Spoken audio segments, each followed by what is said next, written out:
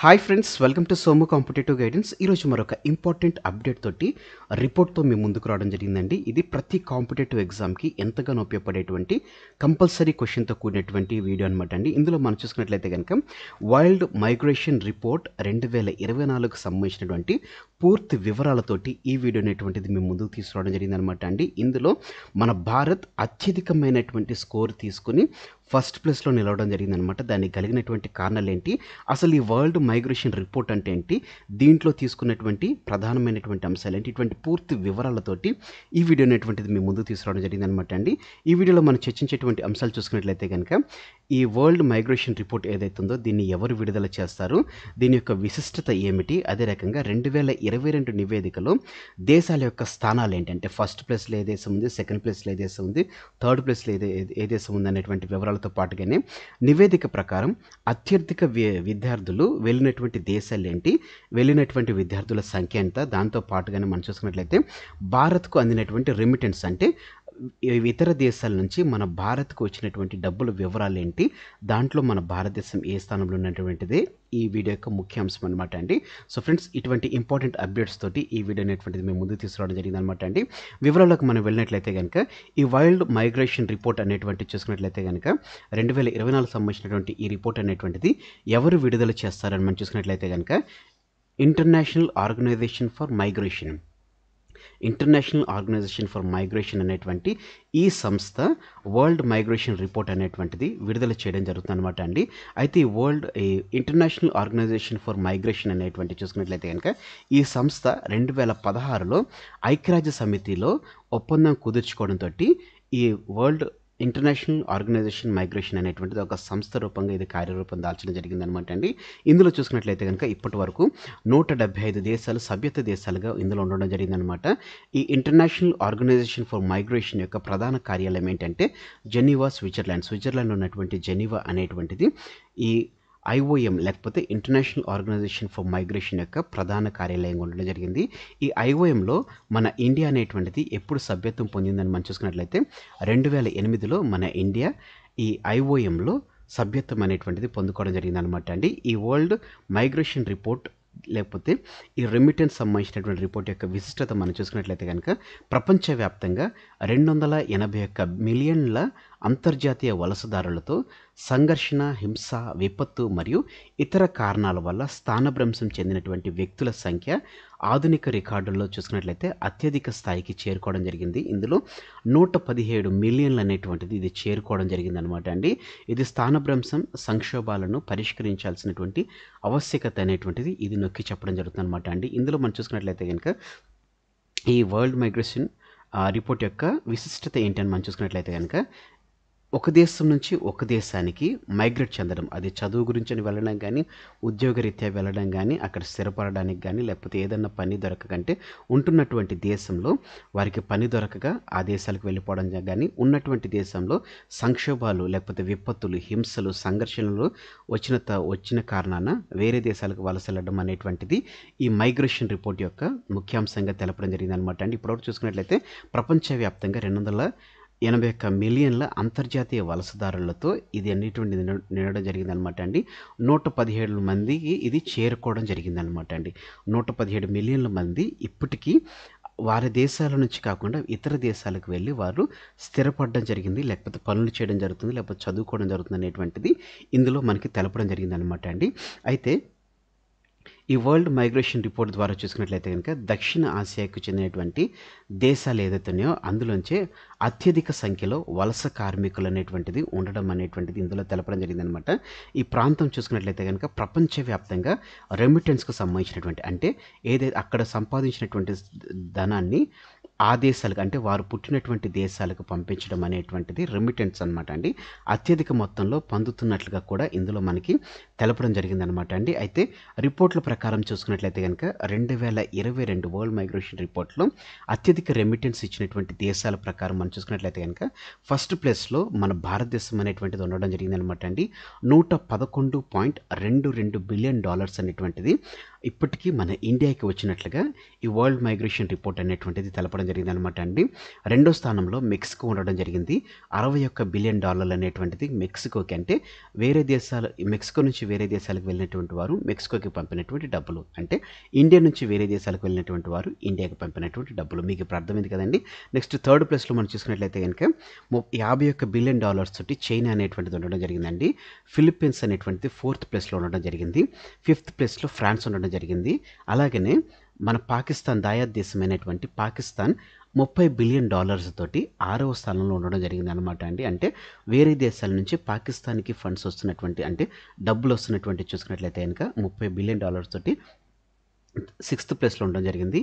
8th ప్లేస్లో బంగ్లాదేశ్ ఉండడం జరిగిందండి. $21.5 బిలియన్ అనేటువంటిది బంగ్లాదేశ్కి వస్తున్నట్లుగా ఈ వరల్డ్ మైగ్రేషన్ రిపోర్ట్ అనేటువంటిది తెలపడం జరిగింది అనమాట అండి. గుర్తుపెట్టుకోండి, అత్యధిక ప్లేస్లో చూసుకున్నట్లయితే కనుక ఫస్ట్ ప్లేస్లో ఇండియా ఉండడం జరిగింది. అంటే అనేక మంది భారతదేశానికి చెందినటువంటి సభ్యులు, లేకపోతే భారతదేశానికి చెందినటువంటి వ్యక్తులు ఎవరైతే ఉన్నారో వారు ఇతర దేశాలకు వెళ్ళి స్థిరపడుతున్నారని చెప్పేసి ఈ రిపోర్ట్ అనేటువంటి ద్వారా, అంటే మన భారతదేశంలో ఉన్నటువంటి వాళ్ళ సంతతి వారికి, లేకపోతే వారి కుటుంబ సభ్యులకు అమౌంట్ అనేటువంటిది పంపిస్తున్నారు.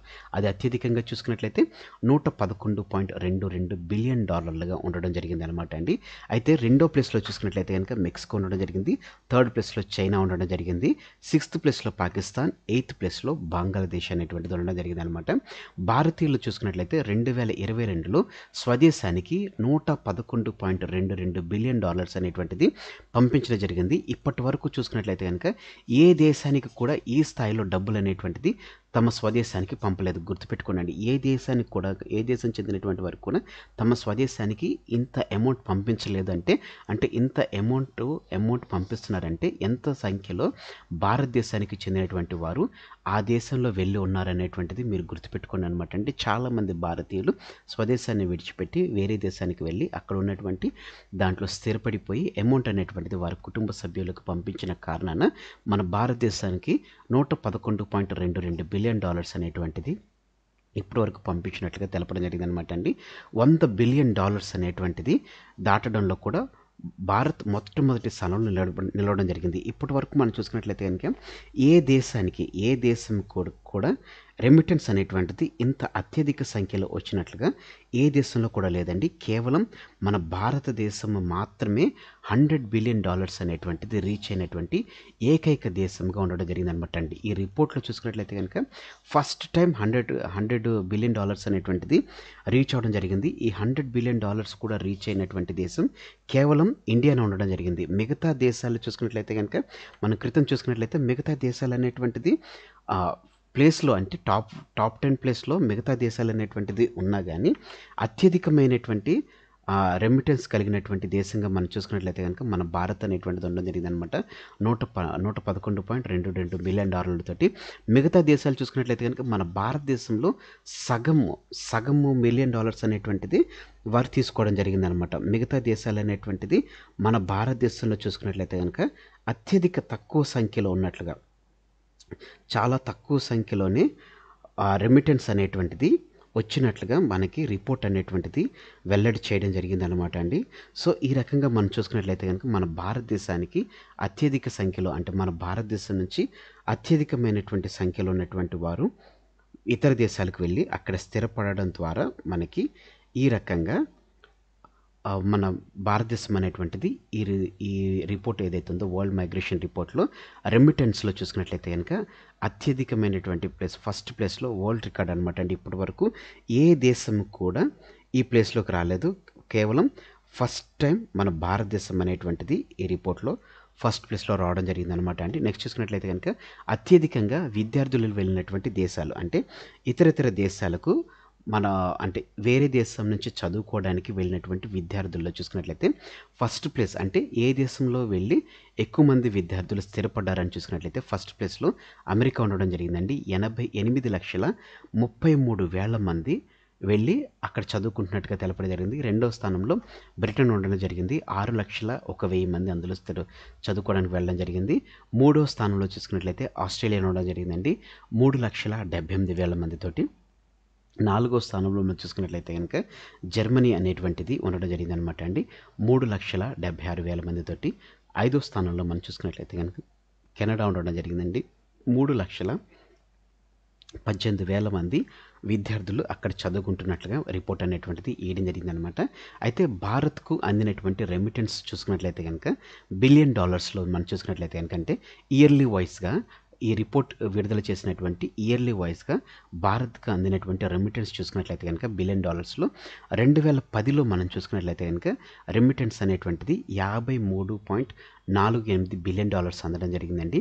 2014లో మళ్ళా రిపోర్ట్ అనేటువంటిది విడుదల చేయడం జరిగింది. ఇందులో 68.91 బిలియన్ డాలర్స్ అనేటువంటిది ఇవ్వడం జరిగిందనమాట అండి. నెక్స్ట్ 2020లో రిపోర్ట్ అనేటువంటిది విడుదల చేయడం జరిగింది.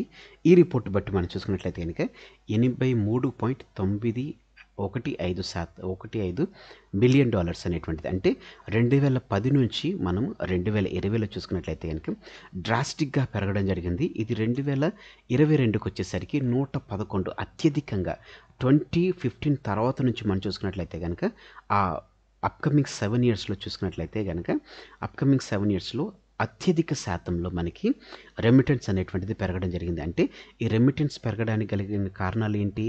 రెమిటెన్స్ పెరిగినటువంటి ప్రధాన కారణం అనేటువంటి చూసుకున్నట్లయితే కనుక మన భారత్ నుంచి ఎవరైతే ఉన్నారో మన భారతదేశం నుంచి అత్యధిక మొత్తంలోంటి ఇతర దేశాలకు వెళ్ళిపోవడం జరుగుతుంది. ఇతర దేశాలకు వెళ్ళినటువంటి వాళ్ళు అమౌంట్ అనేటువంటిది తిరిగి మన భారతదేశానికి పంపిస్తున్నారు కాబట్టి సో ఈ రకంగా మనకి అత్యధిక స్థానంలో అంటే రెమిటెన్స్ తీసుకున్నటువంటి దాంట్లో మన దేశం అనేటువంటిది $100 బిలియన్ రీచ్ అవ్వడం జరిగింది. రీచ్ అయినటువంటి దేశంలో కూడా ఓన్లీ మన భారతదేశం మిగలడం జరిగింది. సెకండ్ ప్లేస్లో ఉన్నటువంటి ఏదైతే బ్రెజిల్ ఏదైతే ఉందో అది కేవలం $61 బిలియన్ తోటి ఉండడం జరిగిందనమాట అండి. ఇది మీరు గుర్తుపెట్టుకోండి. అయితే మన భారతదేశం నుంచి చూసుకున్నట్లయితే కనుక ఏ రాష్ట్రాల నుంచి ఎక్కువ మట్టుకు ప్రజలు వెళ్తున్నారని చూసుకున్నట్లయితే కనుక రాజస్థాన్,